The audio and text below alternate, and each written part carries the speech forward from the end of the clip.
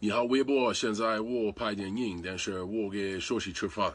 我不可以用我的手机。我们拍的时候，所以我现在拍这个，因为他们给我老干妈，我不知道关于老干妈，但是中国人说这是非常好的 chili sauce，所以现在每天我用老干妈在西凉话，我用很多很多老干妈。不是广告，老干妈跟我没有关系，但是我认为很多中国人喜欢这个，我试着越来越embrace 中国文化，